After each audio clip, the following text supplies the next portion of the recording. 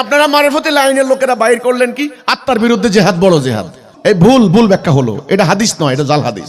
আবার এখন আরেকজন যারা ধর্ম নিয়ে রাজনীতি করে তারা বলছেন যে ইলেকশন নির্বাচন হচ্ছে জেহাদ, ব্যালট হচ্ছে জান্নাতের টিকিট। নো, লা ইলাহা ইল্লাল্লাহ জান্নাতের টিকিট, এটা ভুল ব্যাখ্যা। তাহলে আমার কথা হচ্ছে দ্বীনুল হক কায়েম করতে হবে রাষ্ট্রীয় জীবনে, জাতীয় জীবনে। সেটার রূপরেখাটা তাওহীদ ভিত্তিক আধুনিক রাষ্ট্রের রূপরেখা কি সেটা আমি তুলে ধরেছি, যে এখন বর্তমান চলমান মানুষের তৈরি এই ব্যবস্থাকে বাদ দেওয়ার সময় হয়েছে।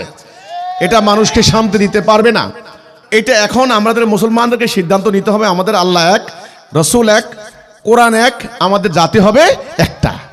ব্যাস, আমরা এখন ঐক্যবদ্ধ হয়ে এই হানাহানির রাজনীতির বিরুদ্ধে, এই ধর্মান্ধতা উগ্রবাদের বিরুদ্ধে, এই বাড়াবাড়ি মব সন্ত্রাসের বিরুদ্ধে একটা জাতি ঐক্যবদ্ধ হয়ে যদি আমরা সংগ্রাম করতে পারি, তবে আধ্যাত্মিক সাধক যারা আছেন তাদের সাধনা সিদ্ধি লাভ করবে। যারা রাজনীতি করছেন মানবতার সেবার কথা বলে, জনসেবা, ওটা জনসেবা নয়, জনগণের সাথে প্রতারণা করা হচ্ছে, তখন সত্যিকার অর্থে জনসেবা হবে।